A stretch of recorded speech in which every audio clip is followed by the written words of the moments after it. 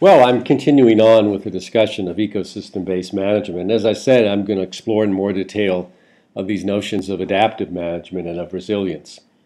Adaptive management, as we said, is involved in assessing the problem, designing a potential solution, implementing action, but very careful monitoring of the outcomes that would lead to an evaluation, and then adjustment of the management strategy based upon that evaluation, and with a reassessment of a problem and improved design.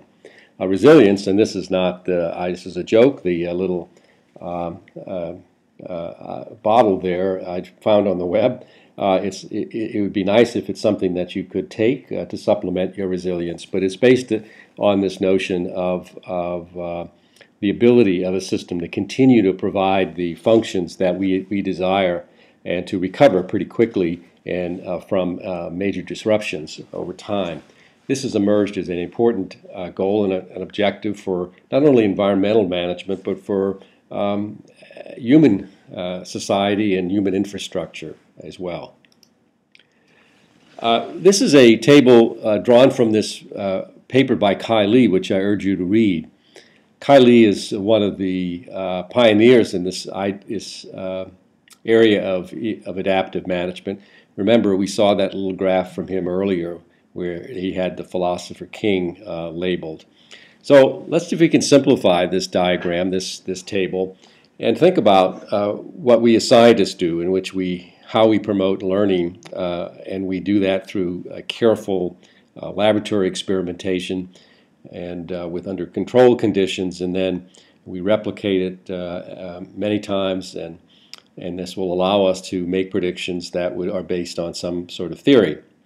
In the real world, of course, we operate much less rigorously, and if we go down to the bottom, most of us operate, and society operates, by what Lee calls unmonitored experience, which we piece together our casual observations. We think about anecdotes of our experiences and construct from them models of what we think is reality.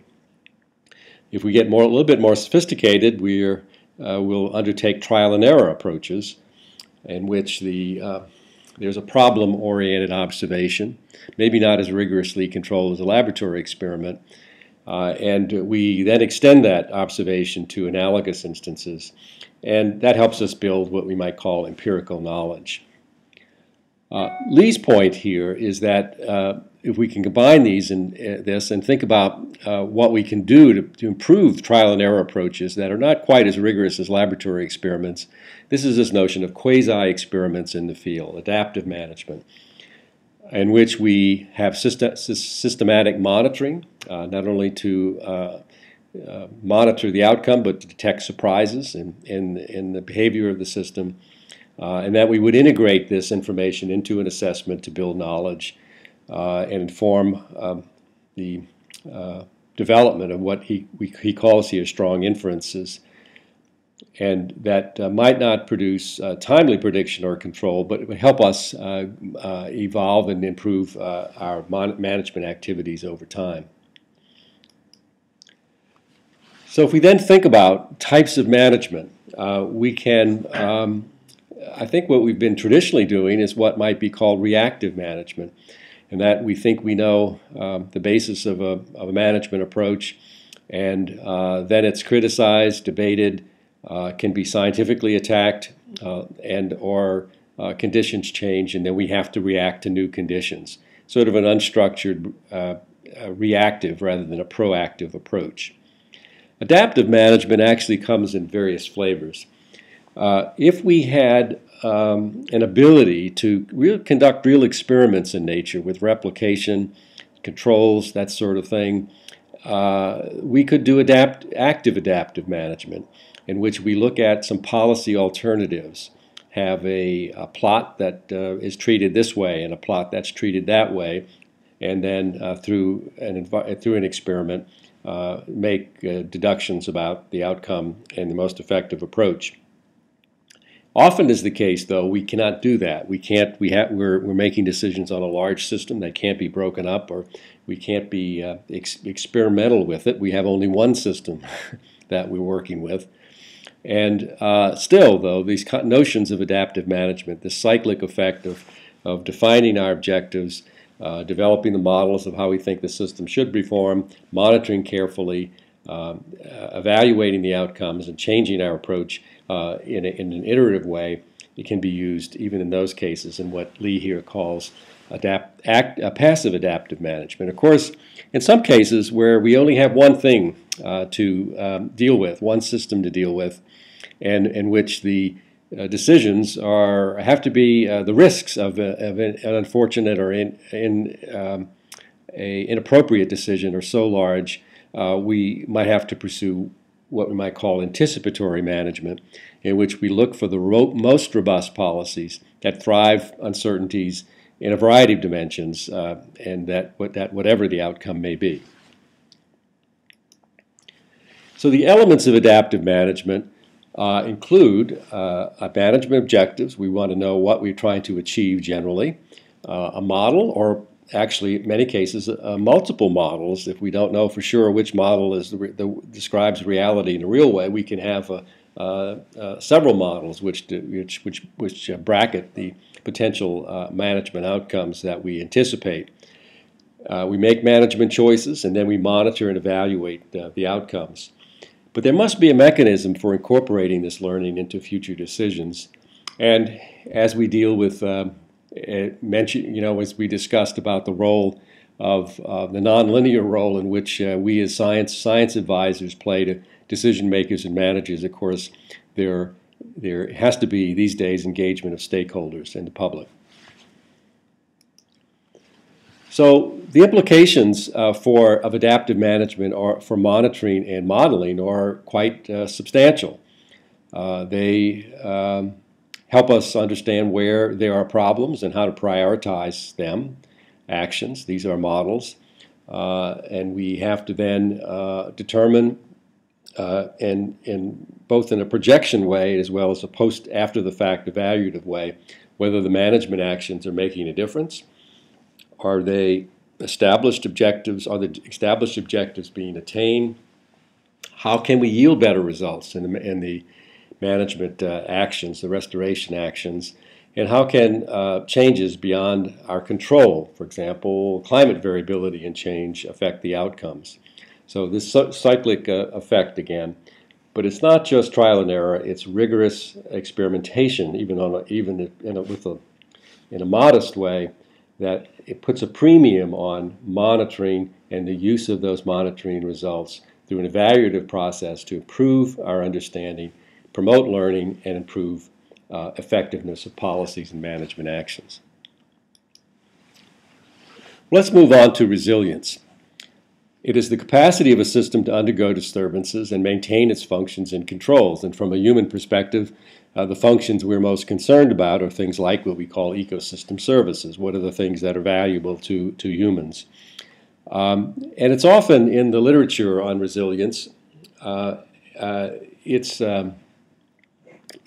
sort of modeled or conceptualized by these little diagrams that show a ball seeking its low point on a complex surface. And so if this ball, if the disruption is sufficient to dislodge the ball from its basin, if you will, that it's sitting in, it can flip over to a new system, a new condition that can be often quite resilient to change, resistance to change, and maintaining that condition. But it may therefore be providing diminished ecosystem services. So if we look at the diagram on the bottom right about the Chesapeake Bay ecosystem, we can see how a major disturbance in the 1970s really helped kick it over the ledge, if you will, into a new, current, but less productive, stable state. That is productive in terms of the ecosystem services, goods and services that we're trying to achieve. We're trying to take steps to kind of lift that ball back over the hill and to provide a more productive, more valuable, stable state. But that state may actually be different than it was in the pre-1970s. There are a number of crucial aspects of resilience. And I'm asking you to read this article by Walker et al. And they include resistance, that is the ease or difficulty of changing the system. Precariousness, how close to the current state of the system is to a limit or a threshold that can easily push it out of its current state. The latitude, that is the maximum amount a system can be changed before losing its ability to recover. This is the sort of the width of that these basins of depression, if you will, in this conceptual diagram. And what these folks call, the authors and folks who study this this issue call panarchy. And that is because the behavior of this little ball and its resilience is being affected across multiple scales. And if we just focus on the local scale, we might miss the larger scale, which are affecting the overall dynamics of the system. An example might be large shifts in political expectations in regimes, invasive species, or global climate change that could trigger surprises and regime shifts. Have to be figured into this perspective as well. So just last week, the Chesapeake Bay program released its semi-annual or biennial, I guess, Bay Barometer for 2011 and 2012. And interestingly, and I urge you to go to this URL link here and look at this report, because the individual who you see on this slide, Nick DePasquale, who's the director of the program, will be with us next week, and it will have a chance to talk to him. And not to criticize him, but I just wanted to draw that they're trying to find recognizing that resilience is a valued characteristic. That's good. But this report, if you actually look at the indicators, many of them are going in the wrong direction. So you wonder how they deduced that, as his little statement says, the resilience of the system, the ability to recover quickly from setbacks is alleged in this report to be showing signs of improvement. And in fact, the press releases, if you go to this website, it leads you to a press release, is even more effusive in indicating that the Bay is gaining resilience. So I'd urge you to look at this report, reflect on what I've told you about the notions of resilience, and come prepared in week after this one coming up to discuss this with Nick of this notion of managing for resilience. Are we being successful? How do we measure it? How do we know we're getting to a more resilient state?